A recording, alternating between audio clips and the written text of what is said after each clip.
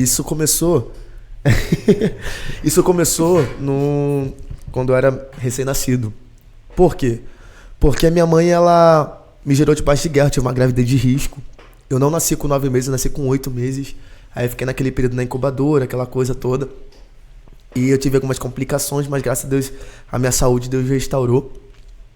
Sendo que o problema maior foi que assim, no mesmo período que eu nasci, a minha mãe rompeu com meu pai de sangue. Ela rompeu e meu pai começou a se relacionar com uma outra mulher. Só que, tipo assim, minha mãe já tinha cortado o vínculo, porque meu pai tinha traído ela, então eles tinham cortado o vínculo, né?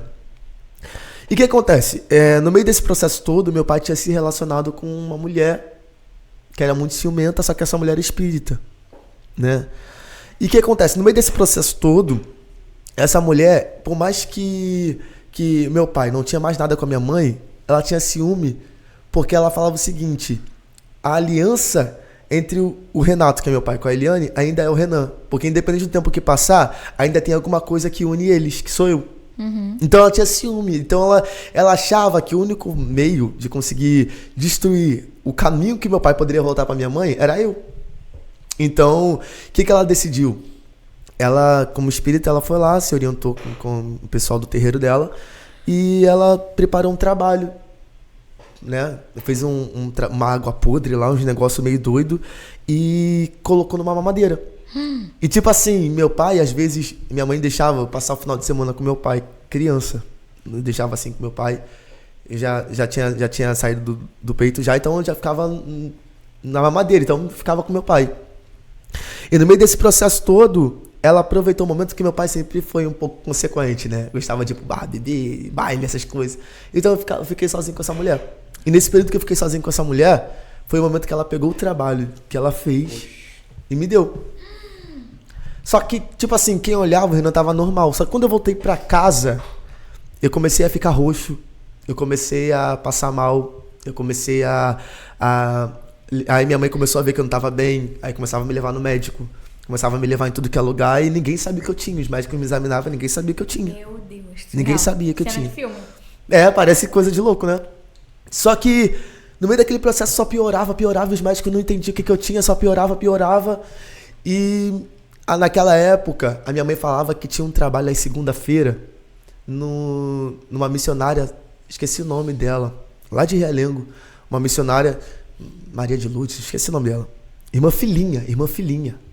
Esse nome é forte, meu amor. Irmã Filhinha. E ela não sabia ler nem escrever, essa mulher. Só que ela era muito usada por Deus.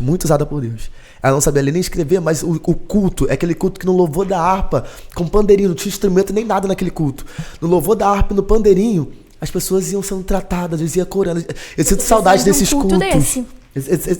E o que acontece? No meio desse processo, a minha mãe falou assim pra minha avó: vamos pegar ele, vamos tirar ele. Só que eu não poderia, porque eu tava ali sendo internado ali. Só que ela assinou um termo de autorização: tira o Renan daí. Tirou e levou no culto de libertação. Eu lembro que naquele culto, a minha mãe... eu comecei a respirar e desfaleci. Caraca. E a minha mãe sentada no último banco da igreja. A igreja cabia mais ou menos umas 400 pessoas. E a minha mãe sentada na última fileira do banco. Quando a minha mãe viu que eu respirei e desfaleci, ela falou assim: Renan morreu. E ela começou a gritar: meu Deus, meu filho! E tipo assim, ela parou o culto.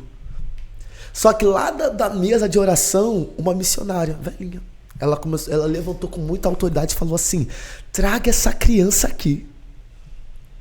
Quando ela traz essa criança aqui, essa senhorinha, ela me pegou no colo e começou a rodar comigo, marchou comigo no mistério, começou a marchar comigo.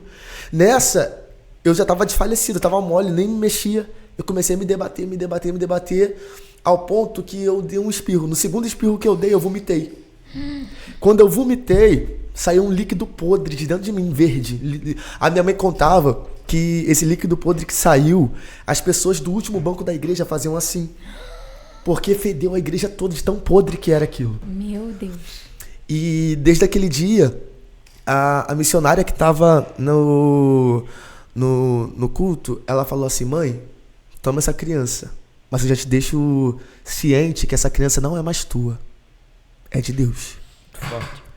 E Deus manda te dizer que por onde essa criança não passar, eu vou levar a voz dele. Caraca! Então, tipo assim, quem olha fala o seguinte: como? Aí depois de um tempo, eu comecei a dar sinais que ia cantar.